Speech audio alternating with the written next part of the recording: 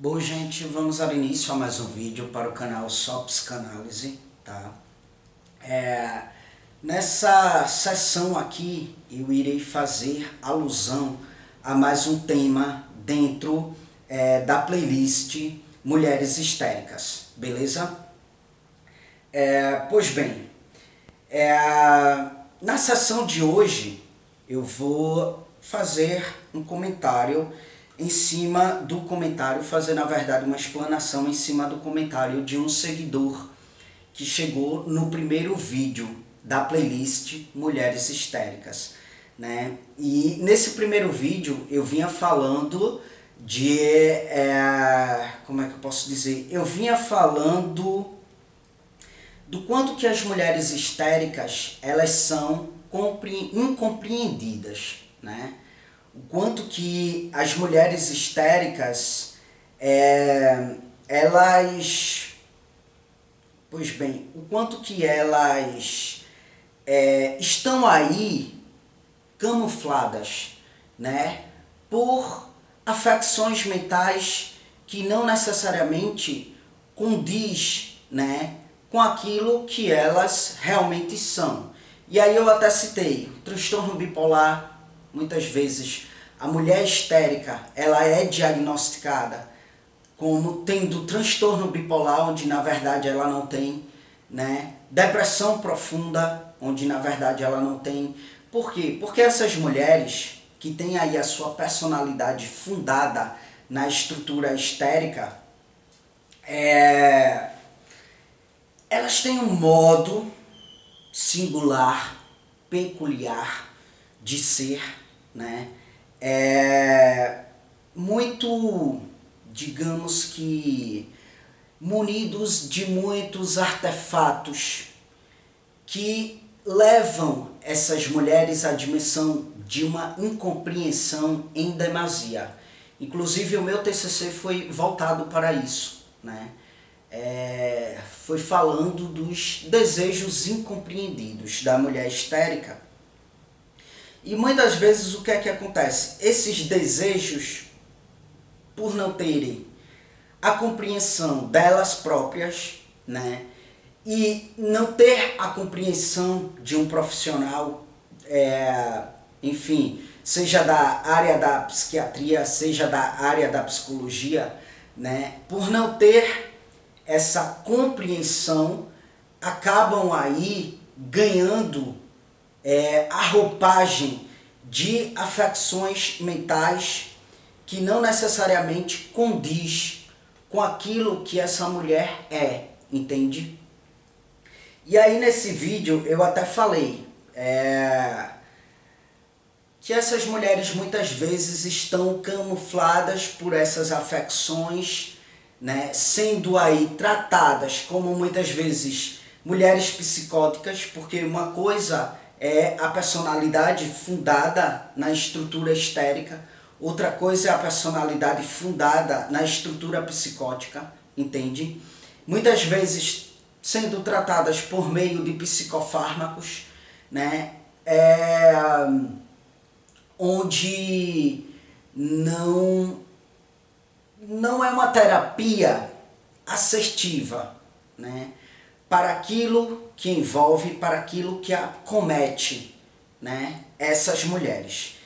E aí vale frisar novamente, nem toda mulher tem a sua personalidade fundada em uma estrutura neurótica, histérica, né, e nem toda histérica ela vai estar aí, como é que eu posso dizer? Ela vai estar aí munida de um movimento que venha causar determinado sofrimento, entende? Esse seguidor, ele comentou o seguinte, porque como eu disse para vocês, eu falei e finalizei o vídeo falando que a mulher histérica está camuflada muitas vezes pelo transtorno bipolar, pela depressão, né, por não ter esse olhar mais meticuloso, entende? Por parte do profissional. E aí ele diz o seguinte, estão camufladas como tendo transtorno de personalidade histriônica que é a patologia que se desdobrou da histeria, e também o transtorno dissociativo de identidade, o segundo desdobramento. Ele fala isso porque eu falei que elas estão camufladas, né? Pelo transtorno bipolar, muitas vezes, pela depressão, pelo transtorno do pânico, entende? Isso aqui, esse desdobramento, isso aí é no DSM, tá? Isso aí diz da literatura, isso aí diz da teoria.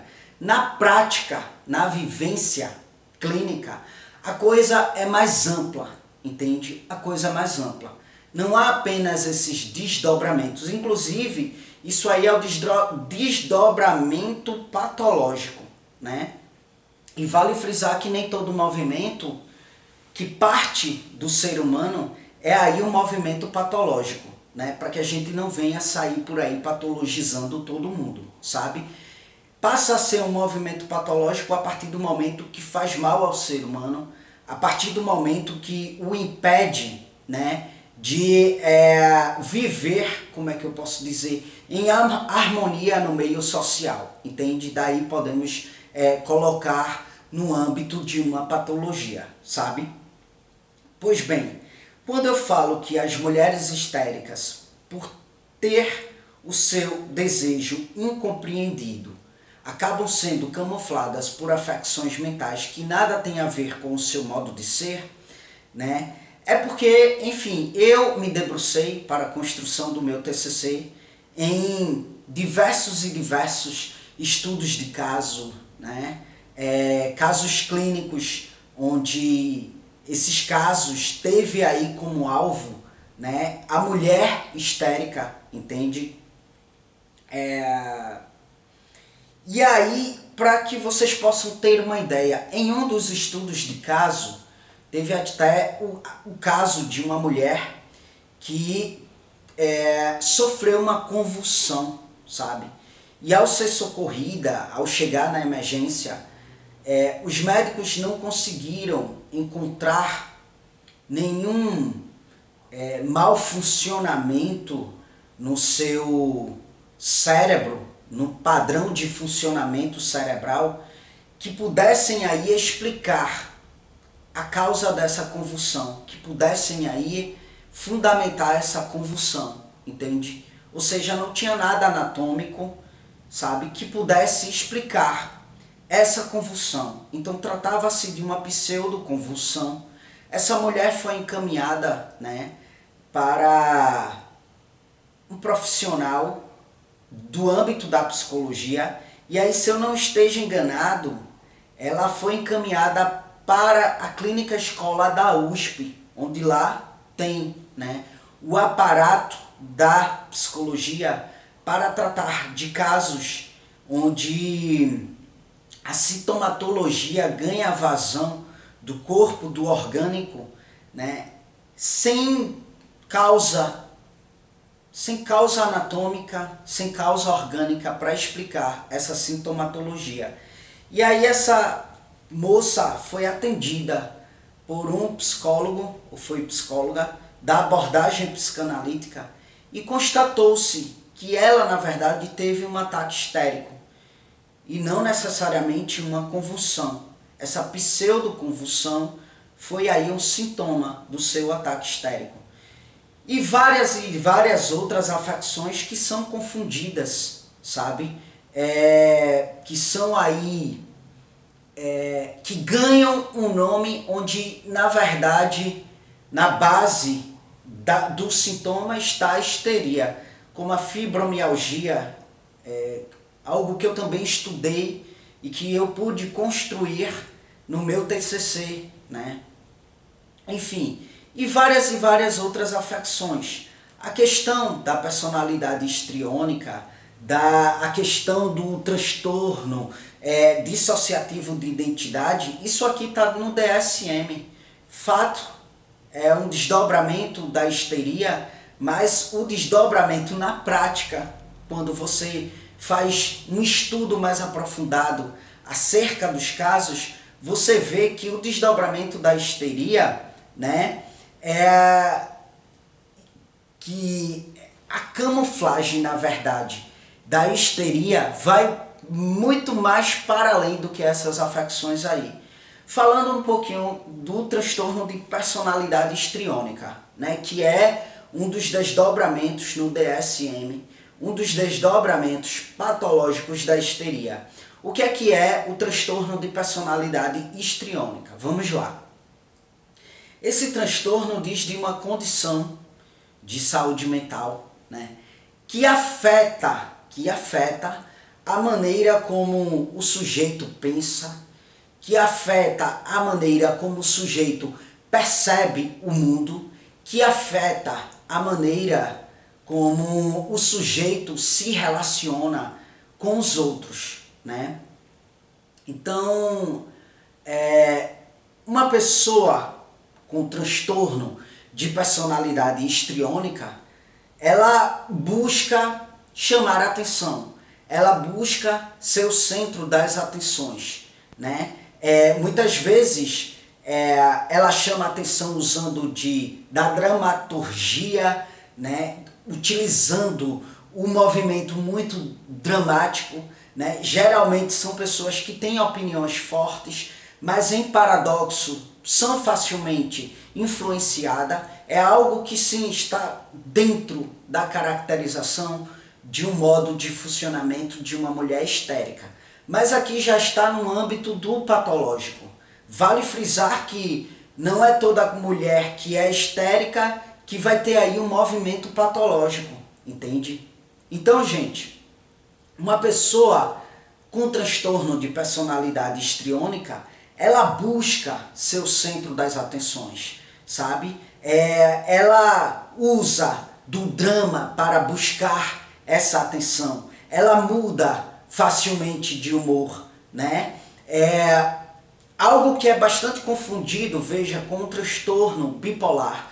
De repente a pessoa ela pode até ter esse transtorno de personalidade histriônica, sabe? Mas vai para um profissional, por exemplo, da psiquiatria, quando entra na dimensão da mudança de humor, já colocam isso no âmbito do transtorno bipolar, que tem na sua base não a histeria, mas a psicose, entende? E aí já faz um tratamento, né, bastante equivocado, entende? Porque uma pessoa neurótica, histérica, jamais pode ser tratada como uma pessoa psicótica, sabe? Jamais a terapia, a psicoterapia e a terapia psicofarmacológica, né, jamais são similares, entende? Há uma diferença nesses modos de funcionamento, não casam, entende? Então é aí que está o erro, sabe?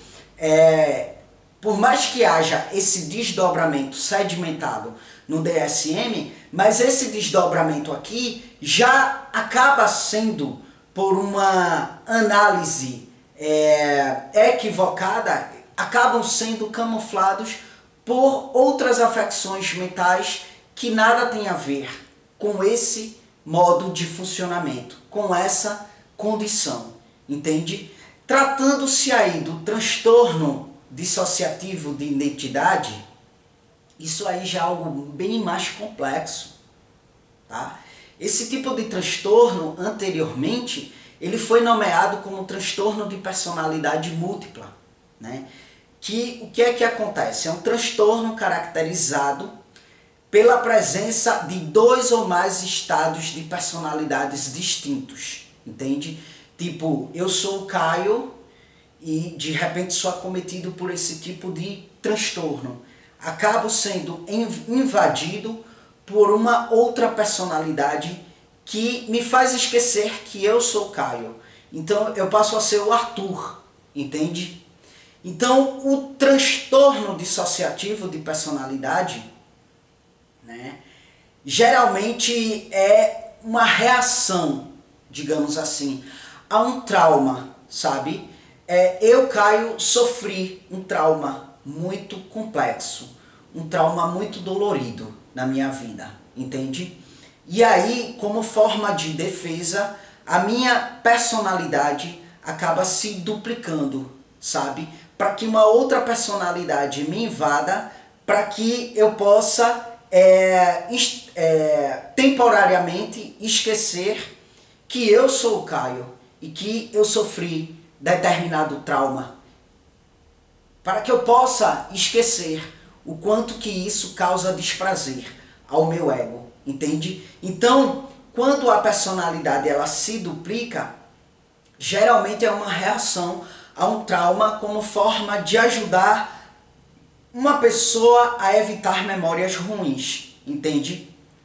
E isso aí, essa duplicação, ela não como é que eu posso dizer? Ela não é uma constância, pode ser uma triplicação da personalidade, pode ser uma quadriplicação da personalidade, entende? Então, eu posso ter várias outras personalidades que me invadiram a fim de me ajudar, a evitar memórias ruins. A minha personalidade matriz, que é o Caio, acaba sendo camuflada por essas outras personalidades, para que a personalidade matriz seja protegida, entende? Então, o transtorno dissociativo de personalidade, ele tem essa característica, né? Ele é caracterizado pela presença de duas ou mais identidades de personalidades distintas, né? Cada uma delas pode ter aí um nome, né? Cada uma delas pode ter aí um histórico pessoal e cada uma delas pode ter aí características distintas, entende? Pois bem, aí o que é que acontece? Existem poucos estudos acerca desse transtorno, até porque não é comum você ver pessoas acometidas por esse transtorno, por esse tipo de transtorno. Dado a isso, há uma defasagem, né? Na literatura psiquiátrica, na literatura psicológica, na literatura psicanalítica, entende? Há uma defasagem de teoria no que diz respeito a esse transtorno. Há aí muitos escritos dentro do âmbito do mítico, do espiritual, da religiosidade, né? Mas dentro da psicologia, da psiquiatria, da psicanálise, há uma defasagem de teorias acerca desse transtorno. Então o que é que acontece? Se chega uma pessoa com essas caracterizações num consultório psiquiátrico, vão dizer que essa pessoa é psicótica. Vão dizer que ela está tendo um delírio ou uma alucinação, sabe? E jamais vão a identificar como uma pessoa que está aí acometida pelo transtorno dissociativo de personalidade. E a pouca teoria que existe acerca desse transtorno, sim, é um transtorno onde tem na sua base a neurose histérica, entende? Mas por ser bastante complexo, por ser um transtorno dissociativo, onde a personalidade matriz da pessoa ganha outras personalidades, isso é muito confundido com a esquizofrenia, isso é muito confundido com a psicose, sabe?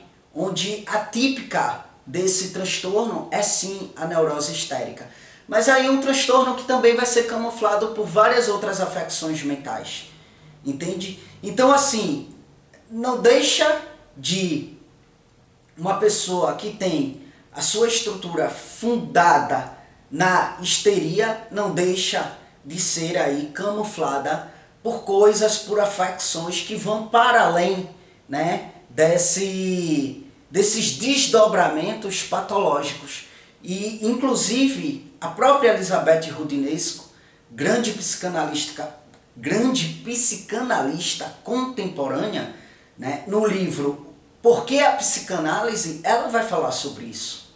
Ela vai falar o quanto que as mulheres histéricas, né, por serem incompreendidas, são aí tratadas como mulheres que têm transtorno bipolar, mulheres que têm depressão profunda, e aí fazem uso de medicação, de psicofármacos, que não necessariamente são aí assertivos para a sua problemática.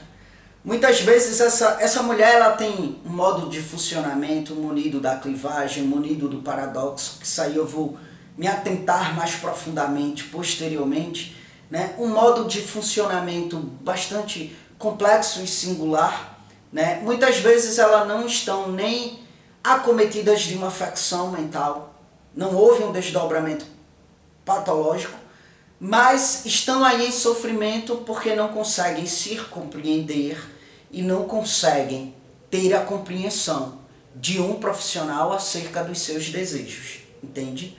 Então é isso. Finalizo aqui essa alusão acerca do comentário do meu colega aí no vídeo, tá? Para deixar mais clara a elucidação do vídeo 1 dessa playlist.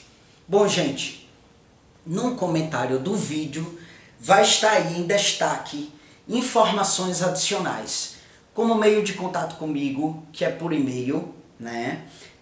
Caso você tenha alguma dúvida, caso você queira que eu explore algum assunto aqui no canal, você pode mandar um e-mail para mim. Eu posso demorar a responder, porque eu vou respondendo os e-mails por ordem de chegada, tá certo? E para além disso, vocês vão encontrar aí os meus demais projetos aqui na internet, tá certo? Para além disso, vocês vão encontrar aí o Instagram profissional da minha namorada e o WhatsApp dela. Ela é psicóloga, atua a partir de uma abordagem psicanalítica, né? Porém, ela não é uma psicanalista clássica, sabe? Tradicional. Quando ela se depara com um determinado tipo de sofrimento onde ela percebe que será cabível de ser tratado a partir de uma outra abordagem, então ela desliza sobre outras abordagens também. Entende? Então, se você estiver precisando de uma psicóloga, ela atende online, entre em contato com ela, marca uma sessão com ela. Caso você se agrade do trabalho dela, do modo como ela trabalha, né, você pode aí tê-la como sua psicóloga, entende? E é isso, gente. Vocês encontram aí as minhas redes sociais, caso queiram me acompanhar de perto, tá? Acompanhar os meus projetos de perto. Fiquem à vontade para me seguir, beleza? Pois bem, muito obrigado mais uma vez pela atenção de vocês e até as próximas gravações.